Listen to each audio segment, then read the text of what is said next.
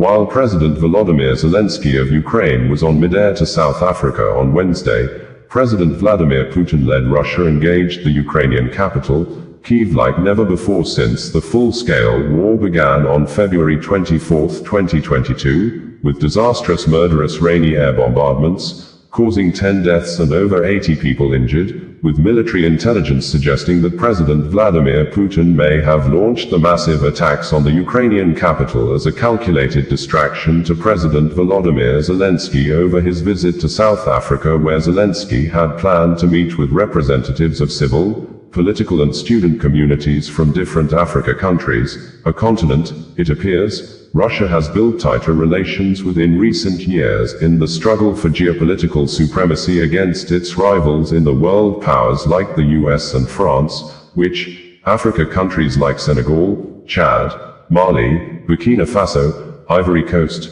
Niger, had cut military ties with France and expelled its troops. And some of the Africa countries like Chad and Niger have also expelled US troops and cut military ties with the White House, and they all, including South Africa, have moved closer to Russia. But since June 2023, when South Africa President Cyril Ramaphosa led an African leaders' peace mission to Ukraine and Russia, where they both met with Zelenskyy and Putin, after the failed peace initiative, Ukraine has stepped up its relations in the Africa continent by sharing technological and military experience with African nations, donating grains, opening additional embassies in the Africa continent with Ivory Coast and Democratic Republic of Congo, DRC already established out of the 10 new embassies pledged in 2023. Which President Volodymyr Zelenskyy said in December 2023 that one of Ukraine's foreign policy priorities for 2024 is continuing to develop ties with African countries, as Moscow seeks to expand its influence on the continent. Zelenskyy, shortly after arriving in South Africa early morning on Thursday night, said he will cut short his visit in South Africa and return home due to the Russia air bombardments from Wednesday night till Thursday morning in Kyiv. Zelenskyy still held a planned meeting with the South African President, Cyril Ramaphosa, at the government's union buildings in Pretoria. Shortly after arriving in South Africa, Zelenskyy tweeted on his X social media handle that, "We are preparing for important meetings in South Africa with President Cyril Ramaphosa and representatives of political, civil, and student communities of African countries." Condemning Russia attacks on Kyiv, Zelenskyy said, "It is an honor for me to be in the Republic of South Africa today on my first visit. This morning, our country endured another Russian attack, a massive one, with over 200 aerial threats, missiles, including ballistic ones, and attack drones. Unfortunately, there have been destructions and losses in our capital and other cities. Over 80 people have been wounded in these strikes. Tragically, there are fatalities. In Kyiv, among those killed were a brother and sister. The young man was 21, and the young woman was 19. My condolences to all those who have lost their loved ones. Rescue operations are still ongoing. Because of this Russian attack, I have decided to shorten the program of my visit to South Africa. However, our Minister for Foreign Affairs remains here, as a sign of our respect and to carry out all the meetings that were scheduled. We are grateful for the respect shown to Ukraine, for the support, and for the shared the sense that this war must be brought to an end as soon as possible. Today, President Cyril Ramaphosa and I discussed the importance of uniting global efforts as fully as possible now to apply the necessary pressure on Russia, pressure for the sake of peace. We also spoke about the opportunities within the G20 framework. South Africa currently holds the G20 presidency, and the role of the Group of 20 can be significantly greater in defending human life. Earlier, Zelenskyy said, "It has been 44 days since Ukraine agreed to a full ceasefire and a halt to strikes. This was a proposal from the United States. And it has been 44 days of Russia continuing to kill our people and evading tough pressure and accountability for its actions. It is extremely important that everyone around the world sees and understands what is really happening.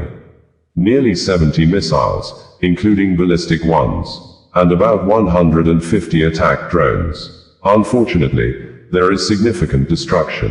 Rescue operations are ongoing, and the rubble of residential buildings is being cleared.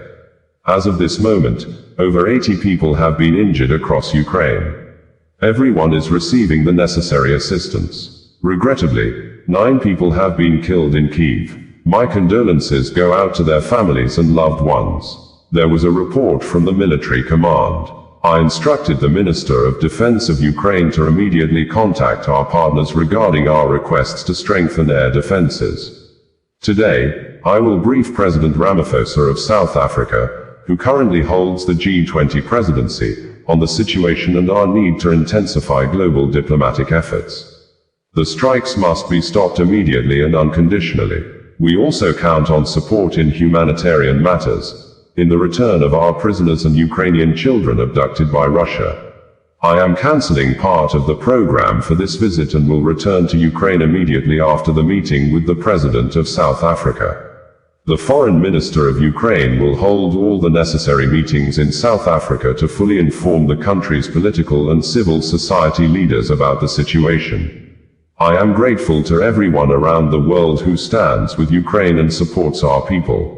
Meanwhile, President Donald Trump of the United States, US, on Thursday called on Vladimir Putin to halt attacks on Ukraine, in a rare rebuke of the Russian leader after Moscow fired a barrage of missiles and drones at Kyiv, killing at least 10 in the deadliest attack on the capital in months. The direct appeal to Putin came after Ukrainian President Volodymyr Zelenskyy urged his allies to put Russia under more pressure to halt its invasion. I am not happy with the Russian strikes on Kyiv, Trump said on social media. Not necessary, and very bad timing. Vladimir, stop, he said. Let's get the peace deal done. Trump's envoy Steve Witkoff is due in Russia this week, where he is expected to hold talks with Putin on a possible deal, his fourth since Trump returned to the White House in January. Ukraine has been battered with aerial attacks throughout Russia's 3-year invasion, but deadly strikes on Kyiv, better protected by air defenses than other cities, are less common, according to AFP. The attacks threw more doubt on already fraught US efforts to push Russia and Ukraine to agree to a ceasefire, with Trump having lashed out at Zelenskyy this week for not being willing to accept Russian occupation of Crimea, annexed by Moscow in 2014. We do everything that our partners have proposed, only what contradicts our legislation and the constitution we cannot do, Zelenskyy told reporters in South Africa in response to a question about Crimea. Zelenskyy also questioned whether Kyiv's allies were themselves doing enough to force Putin to agree to a full and unconditional ceasefire. I don't see any strong pressure on Russia or any new sanctions packages against Russia's aggression, Zelenskyy said, highlighting that Trump had previously warned of repercussions if Moscow did not agree to pause the fighting. The strikes must be stopped immediately and unconditionally, Zelenskyy said, calling Thursday morning's aerial assault one of the most sophisticated, most brazen, of the entire war.